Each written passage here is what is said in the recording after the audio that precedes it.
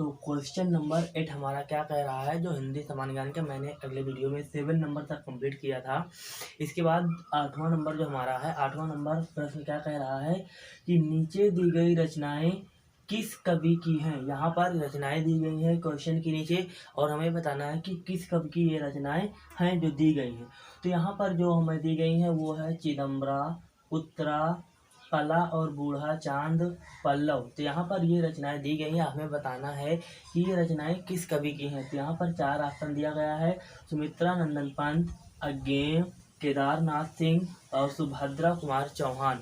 तो यहाँ पर सुमित्रा नंदन पंत हैं और अज्ञेय जी हैं और केदारनाथ सिंह हैं, सुभद्रा कुमारी चौहान हैं। तो इन चारों ऑप्शन में चिदम्बरा, उत्तरा, कला और बूढ़ा चांद, पल्लव ये रचनाएं जो हैं इन चारों कवियों में से किसके द्वारा लिखी गई थी।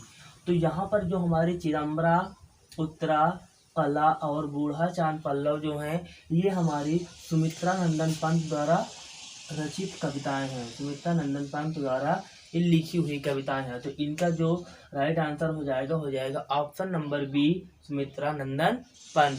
इसके बाद प्रश्न नंबर 9 क्या कह रहा है, सर्वेश्वर दयाल सक्सेना को किस रचना के लिए साहित्य अकादमी का पुरस्कार दिया गया था। सर्वेश्वर दयाल सक्सेना को किस रचना के लिए साहित्य अकादमी का पुरस्कार दिया गया था।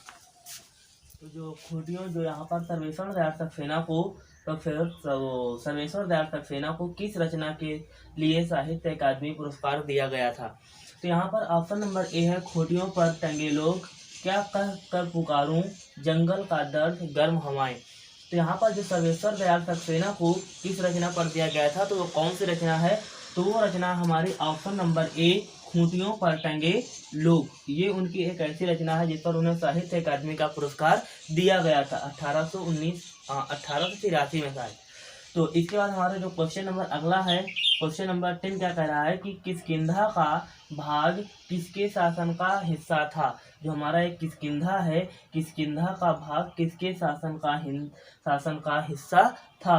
तो यहाँ पर ऑप्शन दिया गया बलि, बाली, कृष्णदेव राय, बहमनी राज्य। जो किष्किंधा था, तो हमारा जो रामायण में जो था, जो किष्किंधा का जो भाग था वो हमारा था बाली का। तो बाली के शासन का हिस्सा था किष्किंधा। किसके शासन का हिस्सा था, बाली के। ऑप्शन नंबर बी, बाली के शासन का हिस्सा था किष्किंधा जो था रामायण के समय में। तो हमारा जो था बाली, तो बाली का हिस्सा था किष्किंधा। इसके बाद क्वेश्चन प्रश्न नंबर 11 क्या कह रहा है, किसने हम्पी को स्वप्नों की नगरी कहा था। जो हमारा हम्पी था उसको किसने स्वप्नों की नगरी कहा था। यहाँ पर है ब्रिटिश इतिहासकार डेमिंग पेस ने और पुर्तगाल इतिहासकार डेमिंग पेस ने, और इसके बाद विजयनगर सम्राट के शासकों ने, पौराणिक पात्रों ने। तो यहाँ पर हमने हम्पी को सपनों की नगरी किसने कहा था, तो हम्पी जो है उसको सपनों की नगरी जो हमारे थे वो कौन बोले थे, पुर्तगाल इतिहासकार डेमिंग पेस ने। पुर्तगाल जो थे उन्होंने हम्पी को सपनों की नगरी कहा था। इसके बाद अगला प्रश्न है 12, हम्पी साम्राज्य की शक्ति का पतन कैसे हुआ। जो हमारा हम्पी साम्राज्य था उसकी शक्ति का पतन कैसे हुआ। तो यहाँ पर 4 ऑप्शन दिया गया। तो यहाँ पर आपसी मनमुटाव, आपसी झगड़ा, संयुक्त आक्रमण, आपसी फूट। तो यहाँ पर जो हमारा हम्पी साम्राज्य की जो शक्ति का पतन हुआ था वो क्या हुआ था, संयुक्त आक्रमण। जब दोनों में संयुक्त आक्रमण हुआ तभी हमारे हम्पी राज्य की शक्ति का पतन हो गया और वो खत्म हो गई। इसके बाद प्रश्न नंबर 13 क्या कह रहा है, विजयनगर के भग्नावशेष। तो क्वेश्चन नंबर 13 है वो क्या कह रहा है कि विजयनगर के भग्नावशेष कैसी दृश्यावली के बीच फैले हैं। जो विजयनगर भग्नावशेष है वो कैसी दृश्यावली के बीच फैले हैं। तो यहाँ पर ऑप्शन दिया गया है जन शून्य, भीड़ भाड़, सघन, हरियाली। तो जो हमारा विजयनगर के भग्नावशेष वाली दृश्यावली है वो जो फैली है वो जन शून्य के बीच फैली हुई है। जन शून्य के बीच जो है हमारी वो फैली हुई है।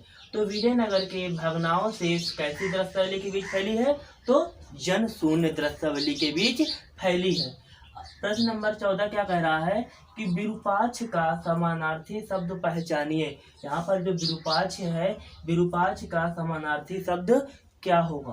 तो यहाँ पर है विलक्षण नेत्रों वाला, निर्जन, शक्तिशाली, गुस्सैल स्वभाव वाला। तो यहाँ पर जो विरूपाक्ष का जो समानार्थिक शब्द हो जाएगा वो होगा हमारा विलक्षण नेत्रों वाला। तो आपका जो ऑप्शन नंबर हो जाएगा ए, वो राइट आंसर हो जाएगा। इसके बाद है क्वेश्चन नंबर 15 है, छंद में प्रयुक्त अक्षर को क्या कहा जाता है। जो हमारे छंद होते हैं उसमें जो अक्षरों का हम यूज करते हैं उन्हें हम क्या बोलते हैं या क्या कहा जाता है। जैसे यहाँ पे व्यंजन, चरण, मात्रा, वर्ण। तो यहाँ पर जो हमारा राइट आंसर हो जाएगा वो हो जाएगा ऑप्शन नंबर डी, छंद में प्रयुक्त अक्षरों को हम वर्ण बोलते हैं, वर्ण। इसके बाद क्वेश्चन नंबर 16 क्या कह रहा है, रसों का राजा किस रस को माना जाता है। जो हमारे रस होते हैं, श्रृंगार रस, वीर रस, करुण रस, हास्य रस, तो जो इतने रस होते हैं इन सभी रसों में से किस रस को हम राजा मानते हैं। तो हमारा जो है वो श्रृंगार रस जो है ये सभी रसों का क्या होता है, राजा।